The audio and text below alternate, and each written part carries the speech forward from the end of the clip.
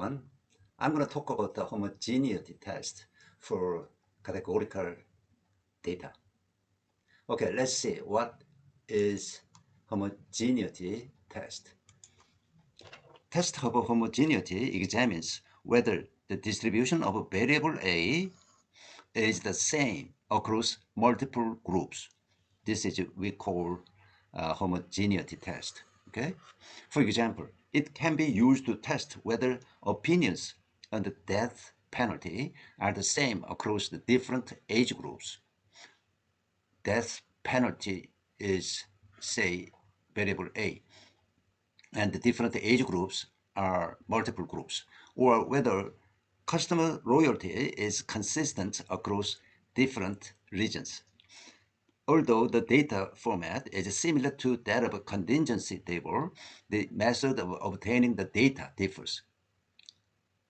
Method obtaining data differs from what?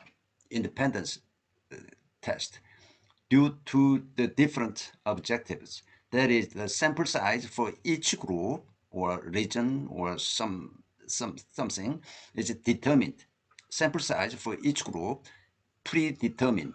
Okay, and an investigation is conducted on variable A. Therefore, data is as follows, like a contingency table. Variable A, they are R groups.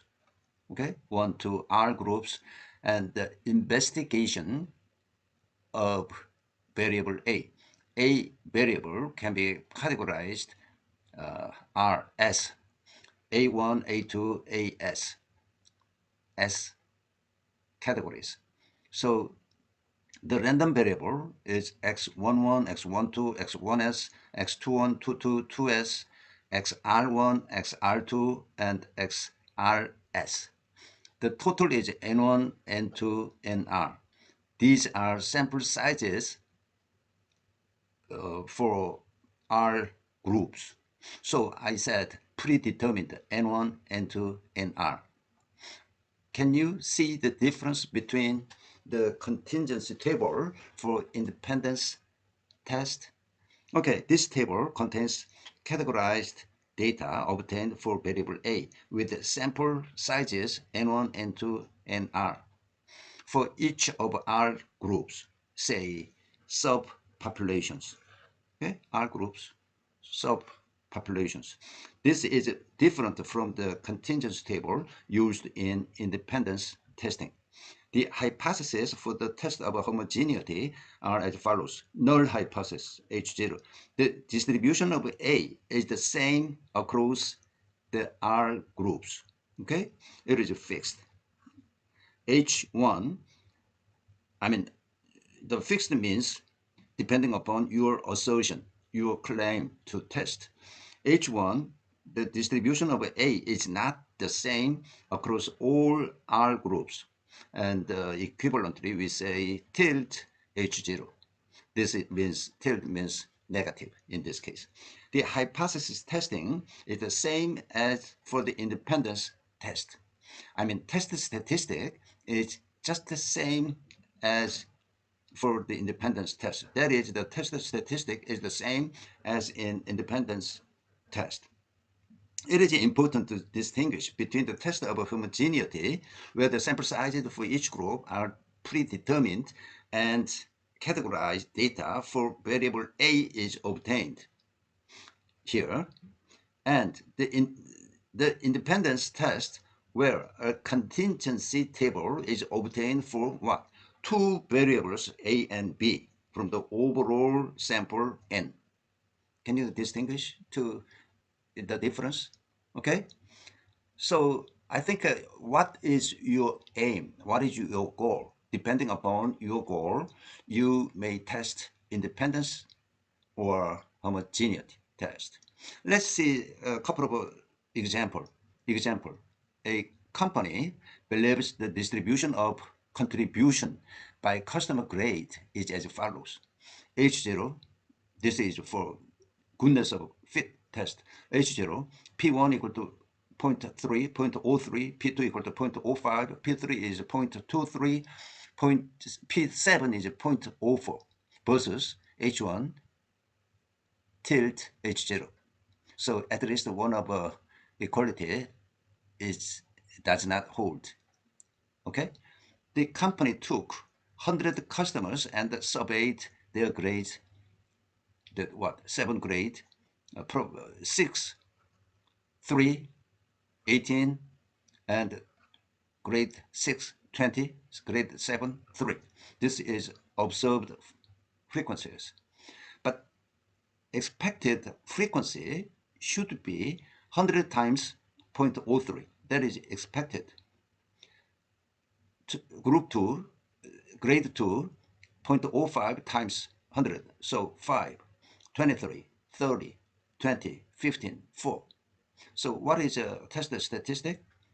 Statistic is sum of xi minus 2i squared divided by ei, right? I from 1 to 7. So you can do it with this table, okay? But let's see, Cramer's rule. They are 1, 2, less than 5. Expected frequency less than 5 out of 7, 2 over 7. It is about 0.28, something like that. Okay, so the number of categories which has expected frequency less than 5 is 2 out of 7, 28%. It violates Cramer's rule. So we have to pull some grade, some cells, pulled these two, okay? Then this is going to be expected frequency 8. And there is one expected frequency less than 5. So out of 1 out of 6, it's going to be 0.18, something like that. Okay? So you better use this table in order to test goodness of a fit. There is an output and there is actually some input data and from Python, but I think it is annoying, so I will not introduce this kind of a program, okay, in the future. Anyway, we better see the result. Result is a p-value for this one, this table. P-value is 0.058, 0.06, about 0.06, right? So we may reject H0. We may reject H0 at the p-value 0.06. But here, from revised table, we get a p-value 0.13, 0.13. So we may not reject H0. So this probability distribution is adequate, that kind of a result. You can see it. So this is example for applying Cramer's rule. Okay, second example. A credit card company believes there is a relationship between customers' grade A, B, C, D. A is the highest grade, and the card usage amount. Okay, relationship. So, in other words, independence test. To conduct a test of independence, the following contingency table was obtained like this. Specifically, 860 customers were surveyed and the usage amount were categorized into 5 categories, while customer grades were categorized into 4 groups. So A, B, C, D, and they are categories of usage amount. Okay, this is the result for 860 customers. So this program is how to get the expected frequency. Expected frequency like this. So we have what? Chi-square, tested value of tested statistic, chi-square, 252, and p-value is very small. Everybody knows what this is. This is 1, 10, power minus 42. So very small p-value. Okay, so we reject what? H0. What is H0? H0 is customer grades and usage amount are independent. We reject that thing, that hypothesis. Or, okay, if you fix the number of sample size, A, B, C, D are fixed, predetermined here, then it's going to be test of homogeneity test. Okay? Okay? So you have to uh, decide what your goal is. What do you want to do here? Okay. Okay. Thank you. Bye now.